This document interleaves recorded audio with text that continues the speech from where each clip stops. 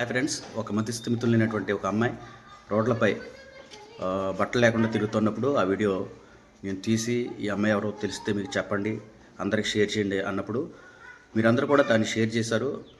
ఆ video share చేయడం వల్ల వారి కుటుంబానికి చెందినటువంటి వ్యక్తి వచ్చి ఆ పాపను తీసుకుని వెళ్ళి వైజాగ్లో హాస్పిటల్లో జాయిన్ చేశారు. అందుని కూర్చున్నటువంటి మరికొన్ని వివరాలు ఈ వీడియోలో ఉన్నాయి, చూడండి. వైజాగ్ హాస్పిటల్ తీసుకెళ్తున్నారా? ఈయనెవరా? ఏమైందండి ఆ అమ్మాయికి అసలు? కొంచెం ఆడండి, అంతేగాని అంత క్యాష్ తేడా కాదు, మామూలుగా ఉన్న చిన్న తేడా. చిన్న తేడా. పిల్లలు ఉన్నారా? మా పిల్లడా?